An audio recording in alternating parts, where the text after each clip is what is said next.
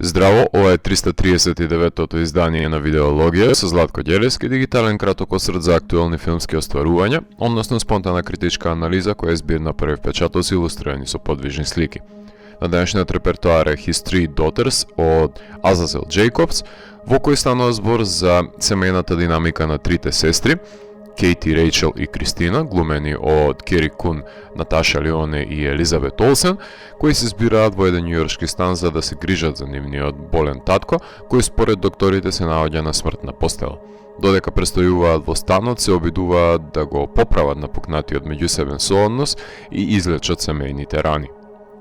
Несомнено дека Джейкобс има снимена њујоршка мелодрама какви што милува да снима во неговата севкупна кариера, меѓутоа овој филм се двои од останатите, затоа што има одлична актерска екипа и дистинктивни ликови кои ги глумат, кои може да ги пронајдете и во вашето семејство со одлуки кои доаѓаат до израз особено кога е во прашање на доаѓачката смрт на член во семејството. Уште од првите кадри може да воочиме дека има јасна поделба, не премостив јас помеѓу становиштата на сестрите, каде што Рейчел е таа која живее со родителот во неговиот стан и се грижи за него, додека пак Кристина е таа која е најдалеку од целена и наводно живее безпрекорна брачна идила, а Кейти е најблиску до таткото и сестрата од другиот брак, која никогаш не ја прифатила како дел од семејството, која ретко може би еднаш месечно ги посетува, затоа што е преокупирана со незината работа, семејство и деца тинејџери. Штом се вселат сестрите, кои имаат толку блиска релација што дури измислиле таен јазик на кој само тие умеат да комуницираат, лесно е да се забележи дека Рейчел не одговара во нивниот совршен семеен портрет, па затоа се чувствува отфрлено и седи во незината соба, пуши марихуана на улица, затоа што незината сестра Кейти не сака да пуши во собствениот дом, а по линија на помал отпор Рейчел одбива да се конфронтира со наметливата сестра која се дичи со самоназначената улога на најстара сестра. Кристина е медиаторката која посредува помеѓу заедените тврдоглави сестри, која неретко знае да заврши настраја нивните преписки, иако сметам дека Леоне е звездата во филмот, затоа што покрај незината вообичаена експлозивна глума, на која сме навикнати од Russian Doll и Poker Face, воочуваме нарадливост и повлеченост, која дава слоевитост во незиниот актерски перформанс. Кери Кун, која пред Ghostbusters франшизата ја паметите од The Nest, Gone Girl, Fargo и The Sinner, одлично се носи со стоицизмот на самоуверениот лик, кој по секоја цена се обидува да доминира и ја наметне својата волја и ја прикрие кршливоста, а Олсон под фасадата на идиличниот брачен живот успешно ги одглумува несигурностите од животната крстосница и дури практикувачката на јога треба да земе здив помеѓу невидливите притисоци кои ги чувствува од сите страни незиниот лик. Секој од нив има различна перцепција за тоа кој бил нивниот татко. Рейчел е таа која е од друг брак, која никогаш не е прифатена како дел од семејството на двете сестри, но токму таа најдолго се грижи за таткото и го поминува секој ден со него во неговиот стан. Овие согледби ги дознаваме од одличниот пресврт, кој допира повеќе до магичниот реализам, една халуцинаторна секвенца која би била идеалниот крај, абстрахирање во кое сестрите би го слушнале тоа што сакаат да го чујат, но филмот, исто како и животот, не смее да биде апологетски настроен кон гледачот и ликовите да го добијат нивното последно збогување, туку треба нив да ги предизвика, па затоа очекуваната логична разврска е избегната и филмот, како и животот, го доловува доаѓањето на смртта ненадејно и нечујно. Има филмот неприкосновена способност да го расчувствува и најрезигнираниот гледач, но јадрото на овој филм се евокативните три сестри и нивниот флуктуирачки однос, а станот од безбедното место станува боиште каде се прави колизија на кривогледите на дивергентната реторика која ја имаат една за друга, секоја со свое настроение, па во таа конотација нужно е нивното премостување, па своевидно болеста на родителот е предложка и иницијатор за лечење на нарушениот меѓусестрински однос. Во најлошите мигови од едно притисување се тестираат сите блиски како би реагирале под тој притисок. Marriage Story и денес се филмови кои први ми паѓаат на памет, кои делат и тематски и формални сличности со ликовите, или ако се држиме до диалошката основа е сроден до Вуди Аленовито и Роберт Алтмановите мелодрами од почетокот на нивната кариера, или Бергмановите семејни мелодрами, само преведени во американски инди манир, посроден со делата на Гервик и Бомбах. Самиот режисер е и монтажер на ова дело, кое со оглед на тоа што е врзано за една локација и може да ги избере најдобрите тейка и да го диктира ритамот низ кој ќе се одвиваат емоционалните амплитуди во соодносот помеѓу ликовите, има јасна визија на која е доследен за да го задржи вниманието без да го добиеме чувството дека гледаме оф-Бродвеј театарска представа во три чина, затоа што трите лика се исклучиво добро изградени за нивните интеракции, да се сосема доволни, за да не го загуби нашето внимание, кое го инвестираме во нив и сакаме да знаеме каква ќе биде неизбежната разврсница. Тој надвор од кадар го држи таткото и неговата соба со медицинската опрема се до мигот на халуцинаторното представление што е вешта и издржана одлука.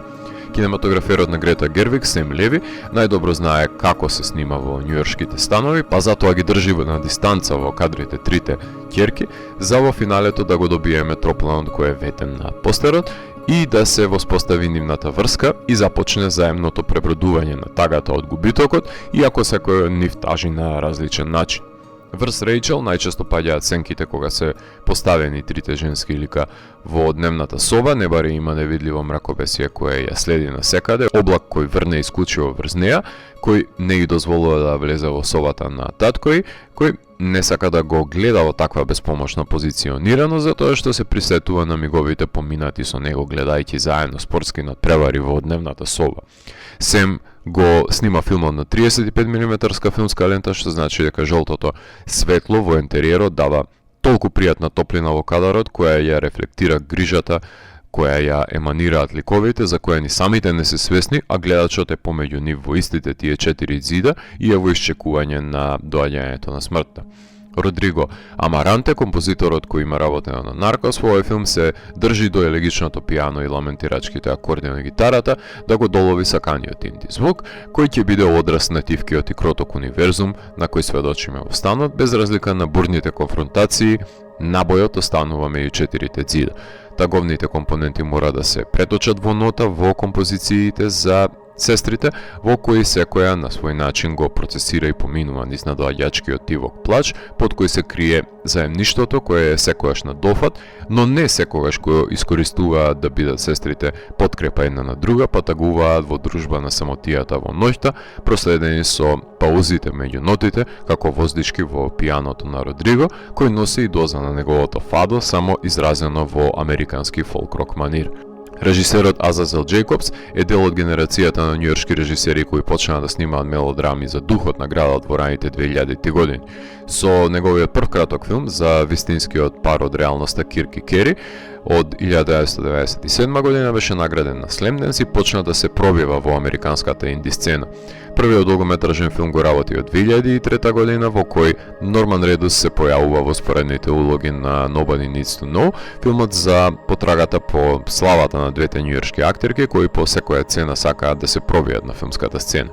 2 години подоцна ја снима комедијата The Good Times Kid, каде самиот режисер го глуми протагонистот, кој повикот за војска го помешува со истоимен човек. Во 2008 година го режира Mama's Man за човекот кој се враќа во домот на родителите, избегнувајќи ја сопругата и детето. Десеттите ги започнува со Тери од 2011 во кој Џон Си Рајли се спријателува со 15 годишното момче со прекумерна тежина, кој беше прикажан на Санденс и Локарно со номинација за наградите Готам и Инди Спирит. Од 2017 година разбедениот пар повторно се заљуби еден во друг во филмот The Lovers, прикажан на Трайбека и BFI, номиниран за Инди Спирит. Предпоследниот филм беше во конкуренција да биде рецензиран во видеологија, односно филмот French Exit од 2020 година, филмот за вдовицата глумен од Мишел Фајфер, која, иако нема пари, не може да се откаже од елитниот начин на живот, кој се разбира дека беше прикажан на фестивалот во Њујорк и беше номиниран за Глобуси, Готам и Инди Спирит, ама никогаш ништо не освои, од проста причина што неговите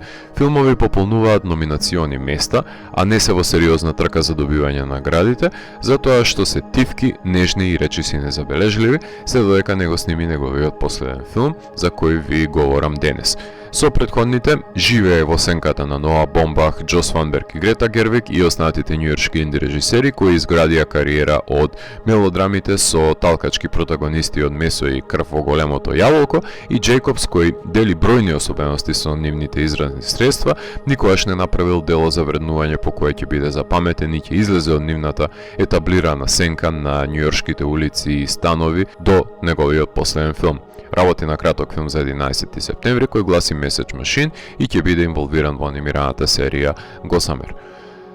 Евидентни се опасностите да се затвори филмот меѓу 4 ѕида и да стане театрално искуство, но актерите знаат колку да дадат од себе пред камера за да биде делото филмично, иако убеден сум дека нивните несогласувања нема да бидат атрактивни за гледање тие што се навикнати Олсон и Кун да ги гледаат во филмовите на Марвел и Дизни, па затоа треба да се прифати делото како успешен модерен потфат на американската независна сцена, во кое секој спореден лик како да е натрапник во дисхармоничната хармонија на семејството, иако и пријателот на Рейчел е од помош да го слушнеме низиниот глас и докторот е тука да сугерира начини на забрзано умирање за кратење на маките.